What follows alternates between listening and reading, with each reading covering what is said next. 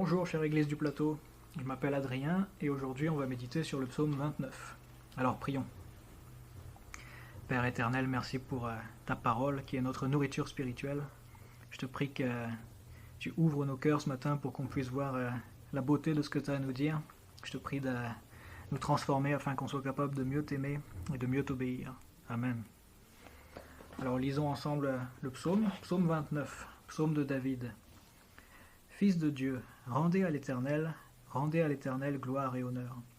Rendez à l'Éternel la gloire due à son nom. Prosternez-vous devant l'Éternel avec des ornements sacrés. La voix de l'Éternel retentit sur l'eau. Le Dieu de gloire fait gronder le tonnerre. L'Éternel domine les grandes eaux. La voix de l'Éternel est puissante. La voix de l'Éternel est majestueuse. La voix de l'Éternel brise les cèdres. L'Éternel brise les cèdres du Liban. Il fait bondir le Liban comme un veau, et le Sirion comme un jeune buffle. La voix de l'Éternel fait jaillir des éclairs. La voix de l'Éternel fait trembler le désert. L'Éternel fait trembler le désert de Kadès. La voix de l'Éternel fait mettre bas les biches, elle dénude les forêts. Dans son palais, tout s'écrie gloire. L'Éternel était sur son trône lors du déluge. L'Éternel règne éternellement sur son trône. L'Éternel donne de la force à son peuple. L'Éternel bénit son peuple en lui procurant la paix. Amen. Alors ce que je vous propose, c'est qu'on passe à travers le psaume dans l'ordre, qu'on se laisse guider par la poésie du texte. Alors dans les deux premiers versets, la scène se déroule au ciel. L'expression « fils de Dieu » qu'il y a au tout début, ça désigne les anges. Et ça dit « fils de Dieu, rendez à l'Éternel gloire et honneur ». Les anges sont appelés à rendre à l'Éternel la gloire qui est due à son nom. Au verset 2, à se prosterner devant lui avec des ornements sacrés. Et ce qu'on va voir, c'est que cette gloire dont il est question ici, cette gloire de l'Éternel, c'est pas juste la gloire de Dieu en général, mais cette gloire est sur le point de se manifester d'une façon toute particulière dans ce psaume. C'est ce qu'on va voir à partir du verset 3. À partir du verset 3, on quitte le ciel, on redescend sur terre, et on se retrouve en plein milieu d'une tempête, en plein milieu d'un orage. Et ce qu'on voit tout de suite, c'est que cette tempête, c'est pas juste un phénomène naturel, mais c'est la voix de l'Éternel. Je ne sais pas si vous avez en tête un chanteur ou une chanteuse avec une voix puissante que vous aimez beaucoup et qui vous émeut. Mais la voix de l'Éternel, c'est largement au-dessus. L'Éternel, il suffit qu'il parle et ça déclenche une tempête. L'Éternel, il déclenche des vagues sur la mer. La voix de l'Éternel retentit sur l'eau. L'Éternel, il suffit qu'il parle et ça déclenche des éclairs. Le Dieu de gloire fait gronder le tonnerre.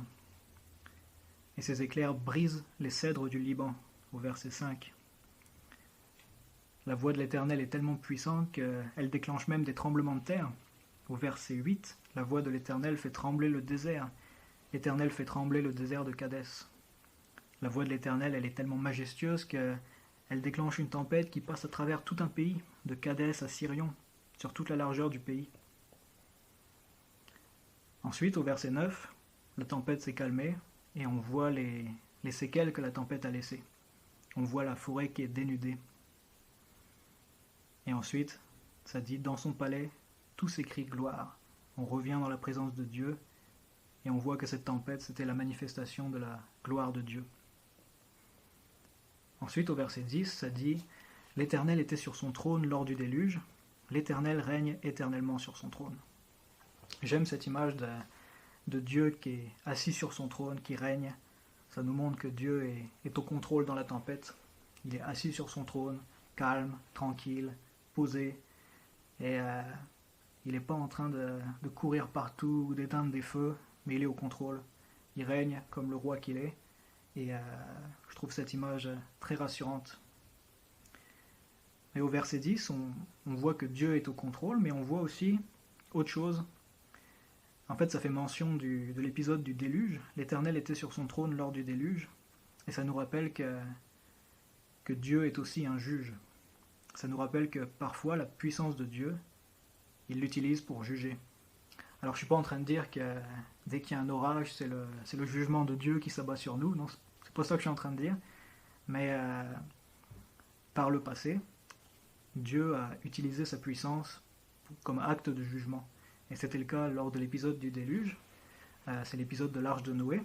Dieu avait décidé de déclencher une tempête qui devait détruire tout ce qu'il y avait sur la terre pour juger les hommes. Et la Bible nous dit aussi qu'à la fin des temps, Dieu va à nouveau utiliser sa puissance pour juger.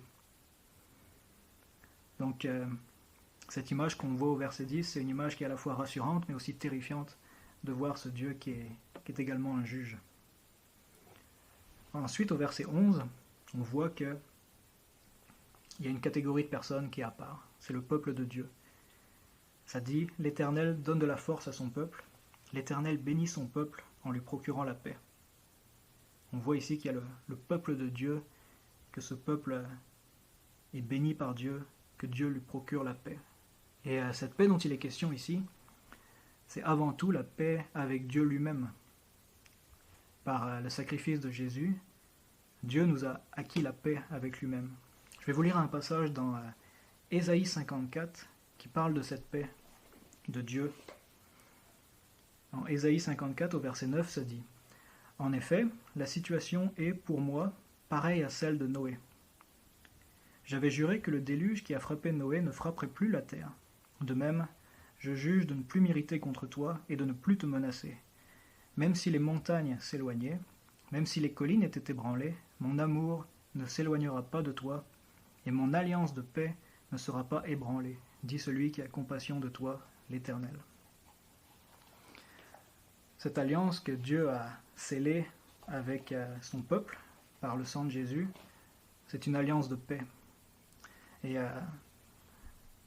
cette paix que l'Éternel donne à celui qui place sa confiance en Jésus, ça nous rappelle que même si on vit des tempêtes dans nos vies, comme en ce moment avec la situation actuelle, même si ça paraît incontrôlable et qu'il va y avoir des séquelles à la fin, comme la tempête dans le psaume qui laisse les forêts dénudées, même si on vit des tempêtes comme ça dans nos vies, on peut prendre courage dans le fait que, grâce au sang de Jésus, on a déjà échappé à la pire des tempêtes, à la tempête de la colère de Dieu.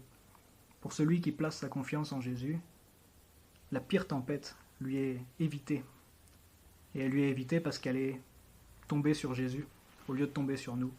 Jésus a subi la tempête de la colère de Dieu pour que le peuple de Dieu n'ait pas à subir cette tempête. Donc mes amis, prenez courage, Dieu vous aime, et il vous aime tellement qu'il vous a évité la pire tempête, la tempête de sa colère. Cette tempête est tombée sur Jésus. Alors, je vous souhaite une bonne journée, et gardez courage, et j'espère vous revoir bientôt.